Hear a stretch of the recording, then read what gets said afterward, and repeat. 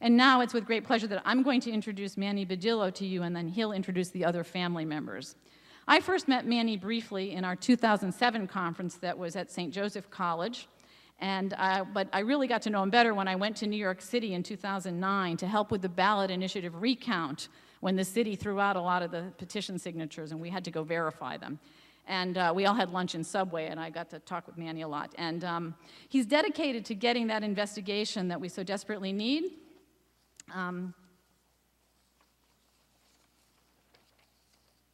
Manny's uncle, Thomas Joseph Sgroi, was murdered on September 11th, 2001. His uncle worked as the vice president of internet technology at Marsh McLennan with offices in the North Tower. His body was recovered months later. The official cause of death was asphyxiation. As a former Air Force public affairs specialist, Manny won the highest award for enlisted service members on his base. Now Manny is an outspoken advocate for family members, rescue workers, residents, and survivors of the crimes of September 11th. He is outreach director for NYC CAN, and he has helped raise funds for the World Trade Center Rescuers.org, feelgoodfoundation.com, and Architects and Engineers for 9/11truth.org, as well as many individual first responders and rescue workers in need. Manny has appeared on international TV broadcasts, radio shows, and award-winning documentaries, one of which first took place in the London Independent Film Festival.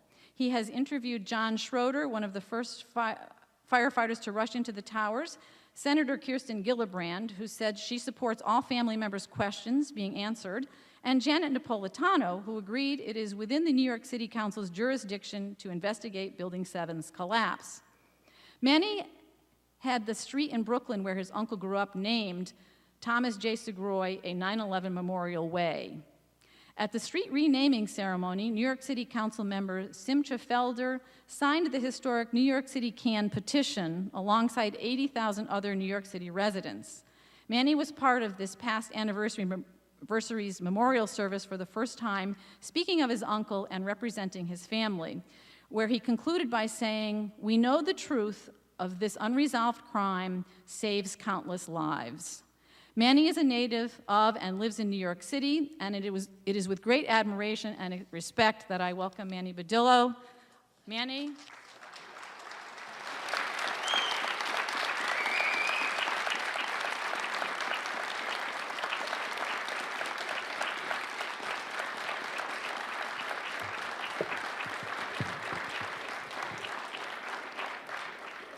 Thank you, Cheryl, and thank you everyone for being here today. This is truly a historic event, and I'm very humbled to be surrounded by everyone here. I'm more than grateful for the contributions made to the Building What campaign from concerned citizens the world over, especially from the people you will hear from today. The truth of this event does save countless lives.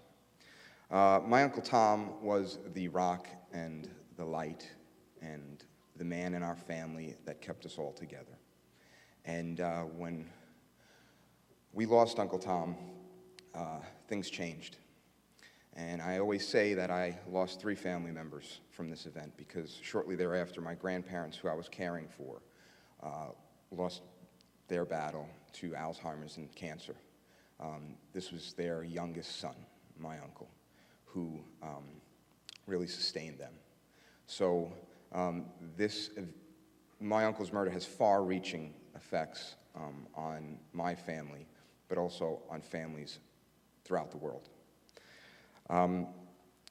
These actions are about family. Yours, mine, countless others, really the human family. What we're doing is ensuring the safety of our loved ones, friends, neighbors, our communities, by revealing the details of what happened on September 11th, a crime that continues to be investigated daily by researchers, scientists, some journalists, and so many from a vast range of disciplines. We are truly changing perceptions, as well as correcting the public record. Ultimately, we are changing the world for the better.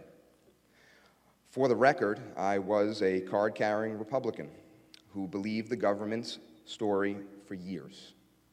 I was also in the Air Force Public Affairs. I won the highest award at the base, primarily for editing the base newspaper at the last place I was stationed at. This is a reason why I really didn't grasp what really happened on September 11th for so long. I've worked with different groups over the years, We Are Change, different We Are Change groups, different 9/11 Truth groups, and I'm still so humbled by what so many people are doing who weren't as directly affected as myself and some other family members you'll hear today. Just this past anniversary, we set up a third beam of light to represent WTC-7, blocks north of the World Trade Center site. It had a profound effect on those who witnessed such a simple yet inspiring action. This event here today will do the same. Working with the local government in New York City, we continue to reach out to council members and ask for hearings about Building 7. And we need to reach out to the citizens of New York City and raise awareness about this part of the unsolved crime. We are succeeding, and the reason is because of the tireless efforts, not only of the tireless efforts, but more importantly from the support of everyone who has donated to this cause. I want to thank everyone who has donated, and I want to ask everyone to continue to donate what you can so we can continue to get the word out and get vital information to the public. I want to mention, we can talk all we want about fires or explosives, or we could speculate or theorize, though the basic fact of free fall explains it all. Governments lie, people lie, the laws of physics do not. We're getting this empirical evidence into people's homes, where it should have been for the past 10 years. We are allowing for people to learn about this event in their own living room, as well as to play a role in the comprehensive investigation we all deserve. Since the failure of the corporate-controlled media to properly cover the subject, we must be the press. Remember building7.org. At Ground Zero, which I am often at on Saturday mornings, handing out free information to people, citizens as well as tourists, it's amazing how Europeans and people from outside the country know so much more about the events. I ask, why do we know more about the Jersey Shore than we know about the third tower to fall on September 11th, WTC-7, or even the tower that has already been built in its footprint, completed in 2006? And I point to the new Building 7, and conversation begins.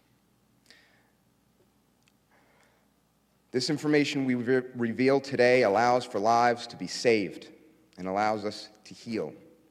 I have great hope we can reach so many people who can critically think, logically reason, and take action when approached with the vital information about my uncle's murder. To this day, there has yet to be a proper trial for any family member.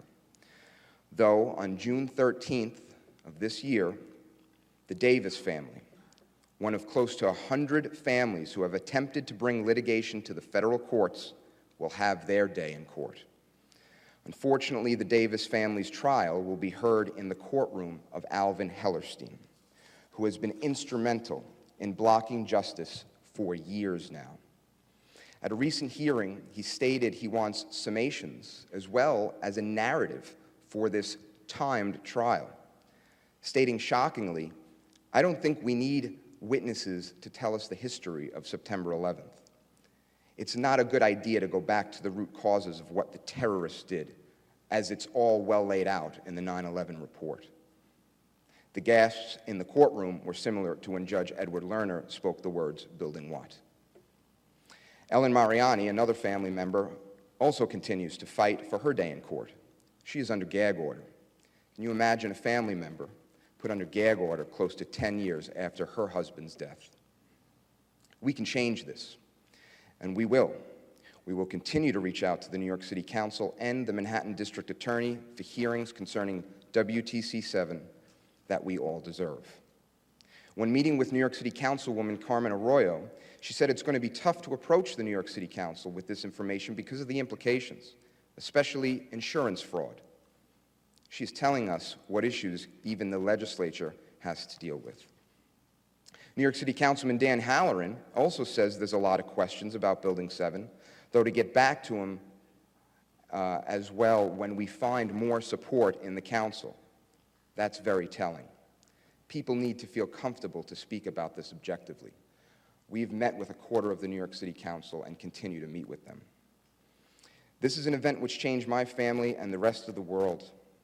We own an infinite ability to break through the ongoing psychological operation that is being used against free-thinking people and make a difference. We are doing that today.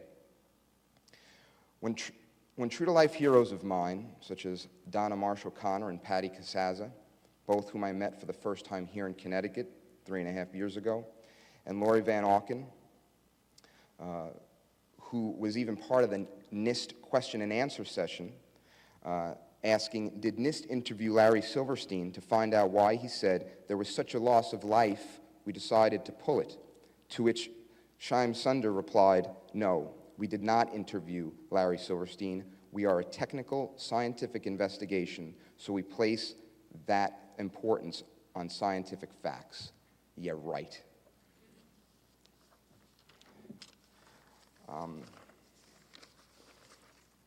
When family member Bill Doyle says publicly, it's documented proof that Tower 7 was not hit by a plane, yet it goes up in flames, and then the owner of the place ordered it to be pulled, and all of a sudden it exploded straight down. He adds, it looks like there was a conspiracy behind 9/11 if you really look at the facts. A lot of families feel the same way. When family member Michelle Little says, we must hold those involved accountable for this atrocious tragedy. My brother David and 10 brothers from his unit were murdered on 9/11. For them and for all our mothers and fathers, sisters and brothers, aunts and uncles that died that day, it is imperative for their lives that we know the truth. I do what I do for people such as people I consider heroes.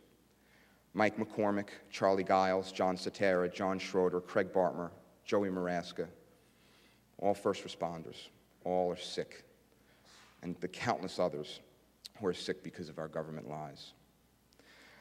Even Shelton Langford, who's in charge of the military officers for 9/11 Truth, has his support, stating at a press conference this past anniversary on the steps of City Hall, I support the Building What campaign that identifies Building 7 as a vital piece of evidence that flatly contradicts the propagandist papering over of facts attempted by the 9/11 Commission report and NIST.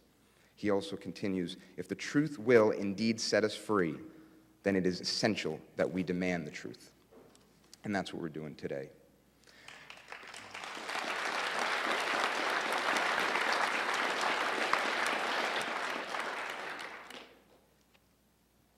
And we can't forget the tireless efforts of Ted Walter, someone who inspires me to act along with a lot of the people you'll be hearing today.